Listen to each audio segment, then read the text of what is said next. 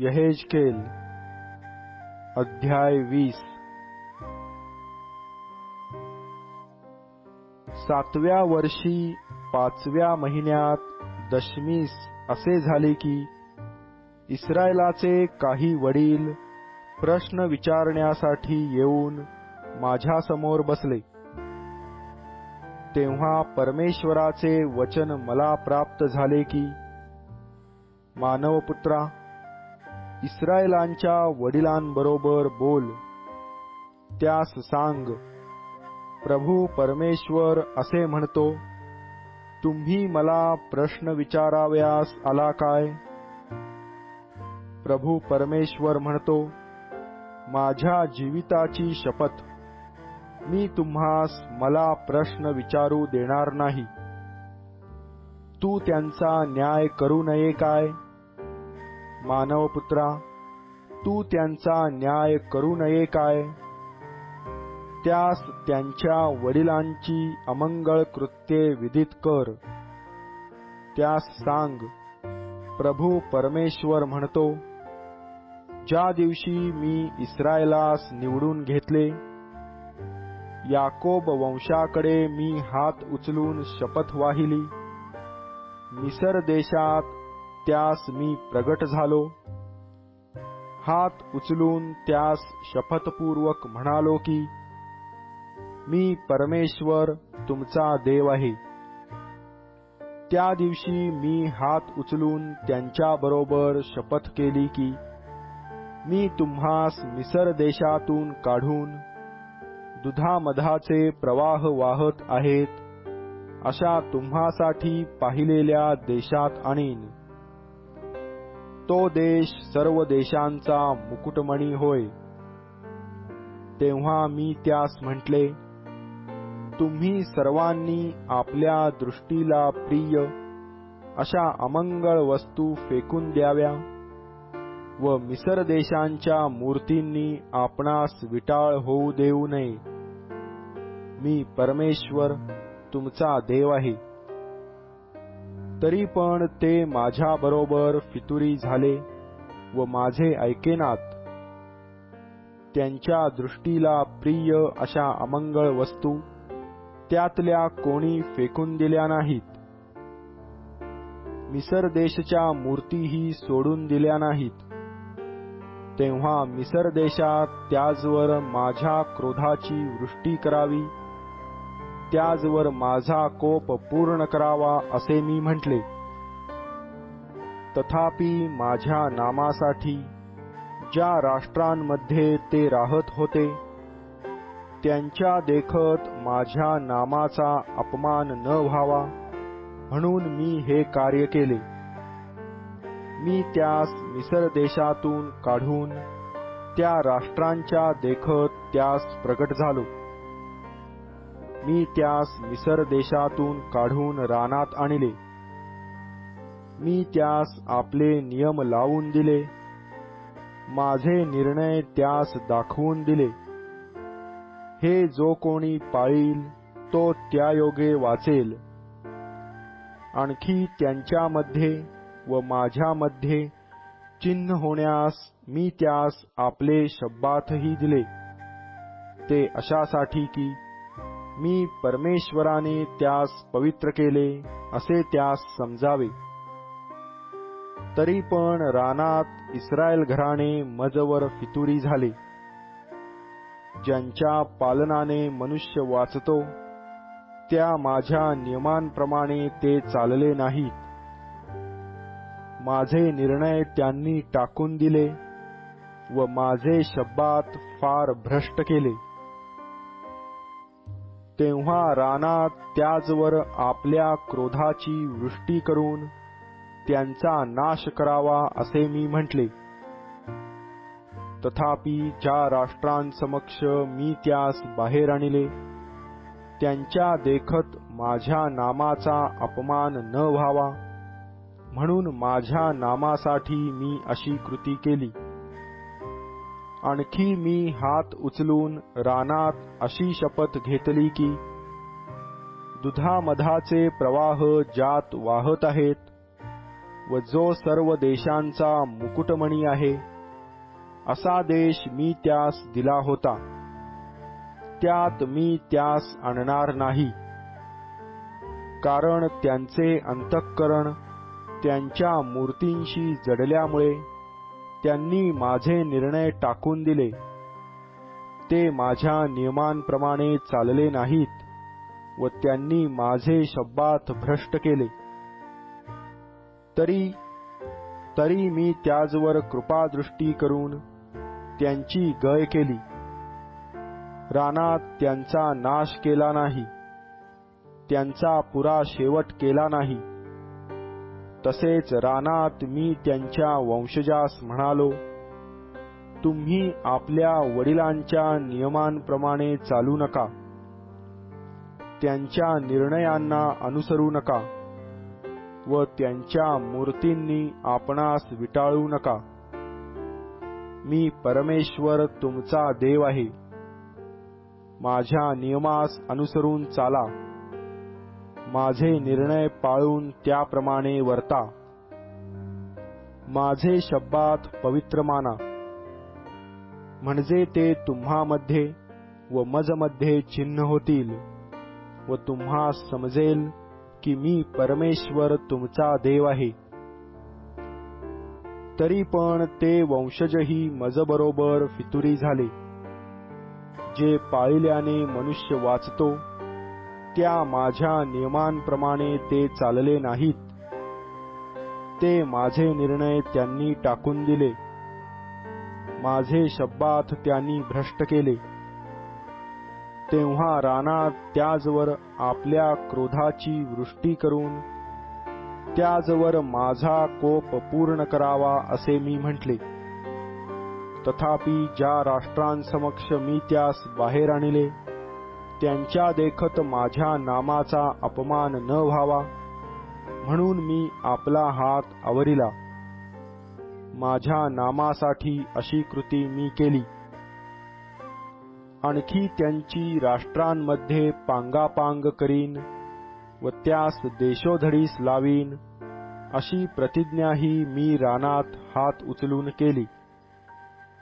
कारण त्यांनी माझे निर्णय पाळले नाहीत, माझे नियम टाकून दिले, माझे शब्बात भ्रष्ट केले व त्यांचे डोळे त्यांच्या वडिलांच्या मूर्तींकडे लागले. तेव्हा जे चांगले नाहीत असे नियम मी त्यास दिले. ज्यांनी ते जगावयाचे नाहीत असे निर्णय त्यास दिले. मी त्यांची नासधूस केल्याने त्यास असे समजावे की मी परमेश्वर आहे. मी त्यास त्यांच्या यज्ञार्पणा संबंधाने असे भ्रष्ट केले की त्यांनी गर्भाशयातून प्रथम निघालेल्यांचा अग्नीत होम केला. यास्तव हे मानवपुत्रा, इस्रायल घराण्याबरोबर बोल आणि हे सांग, प्रभू परमेश्वर असे म्हणतो, आणखी तुमच्या पूर्वजांनी मजबरोबर विश्वासघात करून माझा अपमान केला तो असा. मी आपला हात उचलून शपथ करून दिलेल्या देशात त्यास आणले. तेव्हा त्यांनी प्रत्येक उंच टेकडी व प्रत्येक दाट छायेचा वृक्ष पाहून तेथे आपले यज्ञबली अर्पिले. तेथे संतापविण्याजोगी अर्पणे त्यांनी केली. तेथे त्यांनी सुवासिक धूप जाळिला व तेथेच त्यांनी आपली पेयार्पणेही वाहिली. तेव्हा मी त्यास म्हणालो, तुम्ही ज्या उंचवट्यावर जाता तो कसला आहे? आजवर त्याला बामा, उंचवटा असे म्हणत आले आहेत. ह्याकरिता इस्रायल घराण्यास सांग, प्रभू परमेश्वर म्हणतो काय? तुम्ही आपल्या वडिलांच्या मार्गास लागून आपणास विटाळविता व अनाचार करून त्यांच्या अमंगळ वस्तूंच्या मागे मागे लागता.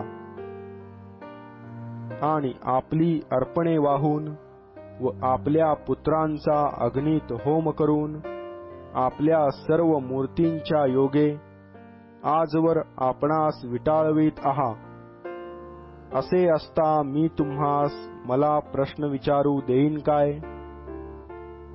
प्रभू परमेश्वर म्हणतो, माझ्या जीविताची शपथ, मी तुम्हास मला प्रश्न विचारू देणार नाहीच.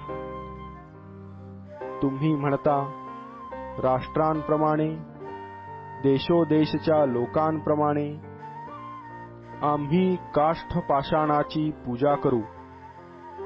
हे जे तुमच्या मनात तरंग उठतात ते सिद्धीस जावयाचे नाहीत. प्रभू परमेश्वर म्हणतो, माझ्या जीविताची शपथ, मी प्रबल बाहूने, उगारिलेल्या हाताने व कोपवृष्टी करून तुम्हावर राज्य करीन. मी प्रबल बाहूने, उगारिलेल्या हाताने व कोपवृष्टी करून तुम्हास राष्ट्रातून आणीन. ज्या देशात तुमची पांगापांग झाली आहे त्यातून तुम्हास एकवट करीन. आणि मी तुम्हास राष्ट्रांच्या रानात आणून तेथे तुम्हाबरोबर समक्ष वाद करीन. मी मिसर देशच्या रानात तुमच्या वडिलांबरोबर वाद केला तसा तुम्हाबरोबर वाद करीन, असे प्रभू परमेश्वर म्हणतो. तुम्हास काठी खालून चालवून कराराने बद्ध करीन. बंडखोर व मजबरोबर फितुरी करणारे यास मी तुम्हापासून वेगळे करीन. ते अल्पकाळ वस्ती करून आहेत त्या देशातून त्यास बाहेर नेईन, पण इस्रायल देशात त्यांचे येणे होणार नाही. म्हणजे तुम्हास समजेल की मी परमेश्वर आहे. यास्तव प्रभू परमेश्वर असे म्हणतो, हे इस्रायल घराण्या, जा, आपल्या हव्या त्या मूर्तींची पूजा कर. पण पुढे तुम्ही खरोखर माझे ऐकाल आणि आपल्या अर्पणांनी व मूर्तींनी माझ्या पवित्र नामास बट्टा लावणार नाही. तर माझ्या पवित्र पर्वतावर, इस्रायलाच्या उंच पर्वतावर, इस्रायलाचे सर्व घराणे, त्यातले सगळे जण आपल्या देशात माझी सेवा करीतील, असे प्रभू परमेश्वर म्हणतो. तेथे मी त्यांचा अंगीकार करीन. तेथे तुम्हाजवळ अर्पणे, तुमची श्रेष्ठ अर्पणे, समर्पिलेल्या सर्व वस्तू मी मागेन. मी तुम्हास राष्ट्रातून बाहेर आणीन व ज्या देशात तुमची पांगापांग झाली आहे त्यातून तुम्हास जमा करीन. तेव्हा मी सुगंधाप्रमाणे तुमचा स्वीकार करीन आणि तुमच्या ठायी माझी पवित्रता विदेशी राष्ट्रास प्रगट होईल. जो इस्रायल देश मी हात उचलून तुमच्या वडिलास दिला त्यात मी तुम्हास आणीन. तेव्हा तुम्हास समजेल की मी परमेश्वर आहे.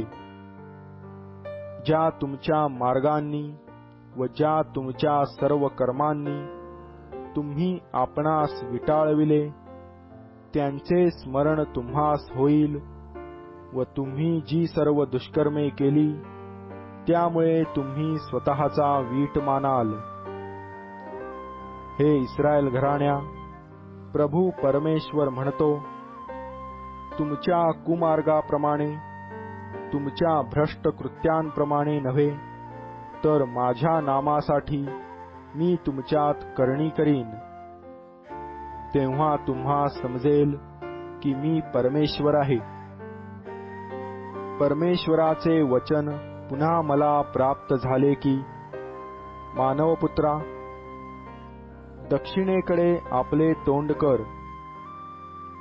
दक्षिणेकडे आपल्या वाणीचा ओघ वाहू दे आणि दक्षिणेच्या मैदानातील वनाविषयी संदेश दे. दक्षिणेतील वनास सांग, परमेश्वराचे वचन ऐक. प्रभू परमेश्वर म्हणतो, पहा, मी तुझ्यात अग्नी पेटवीन. तो तुझ्यातले प्रत्येक हिरवे झाड व प्रत्येक शुष्क झाड भस्म करील. धगधगणारी ज्वाळा विझावयाची नाही, आणि तिच्या योगे दक्षिणोत्तर सर्व मुखे पोळतील. मी परमेश्वराने तो अग्नी पेटविला आहे असे सर्व मानव समजतील. तो विझावयाचा नाही. मी म्हणालो, आहा, प्रभू परमेश्वरा, लोक मजविषयी म्हणतात, हा दृष्टांत सांगणारा नव्हे काय?